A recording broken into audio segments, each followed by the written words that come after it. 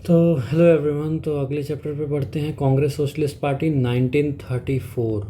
तो इसके भी क्वेश्चन आंसर देख लेते हैं। ये सब चीज़ें तो क्वेश्चन आंसर्स में भी मिल जाता है सारा explanation. The first meeting of the Congress socialist party कहाँ हुआ था? तो पटना में हुआ था। मई 1934 को हुआ था। अक्टूबर 1934 में जो policies and system of the party जो था ये बॉम्बे में डिसाइड हुआ था, और मई 1934 में पटना में इसका इस्टेब्लिशमेंट हुआ था। First session of Congress socialist party कौन से साल में हुआ था? तो 1934 में हुआ था।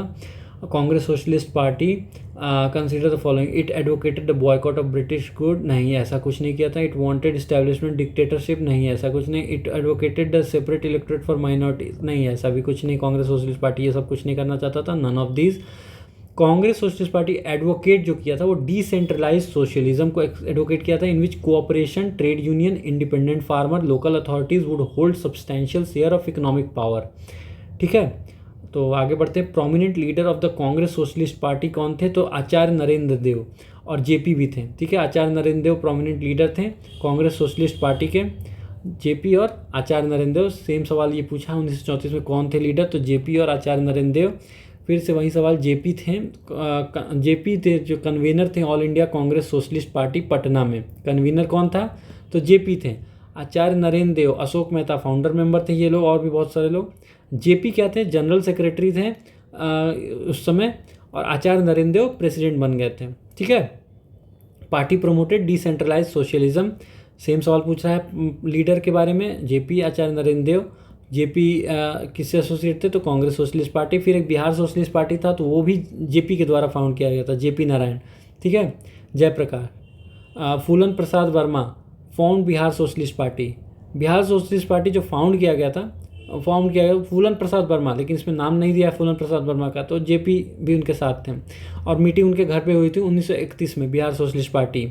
ठीक है। मार्क्स और लेनिन की आइडियोलॉजी से ये लोग प्रभावित थे, और फेवियन सोसाइटी के भी। Bihar socialist party was form from with in Indian national Congress. Indian national Congress के भीतर ही बिहार सोशलिस्ट पार्टी फॉर्म हो गया। और जेपी, गंगा शरण सिंह, राम वृक्ष बेनीपुरी, रामानंद मिश्रा, ये लोग भी एसोसिएट थे बिहार सोशलिस्ट पार्टी से। राम वृक्ष बेनीपुरी, गंगा शरण सिंह, रामानंद मिश्रा। ठीक है, तो आगे बढ़ते हैं। Who had formed Bihar socialist party in 1931 AD? फूलन प्रसाद वर्मा, जयप्रकाश नारायण। ठीक है, लीडरों का नाम पूछ रहा है। बिहार सोशलिस्ट पार्टी से रिलेटेड जो है 1931 में जो फॉर्म हुआ था, तो फूलन प्रसाद वर्मा फॉर्म किए थे। लोक नायक किसको कहते हैं? तो जेपी को, और जेपी ने ही संपूर्ण क्रांति भी शुरू की थी। ठीक है, लोक नायक। और राम मनोहर लोहिया और आसफ अली के साथ मिलकर 1914 में क्विट इंडिया मूवमेंट में इंपॉर्टेंट रोल प्ले किए थे। संपूर्ण क्रांति लेके आए थे 1974 में, जब इंदिरा गांधी का शासन चल रहा था। और भारत रत्न भी जेपी को मिला 1999 में पोस्टथमसली, मरणोपरांत।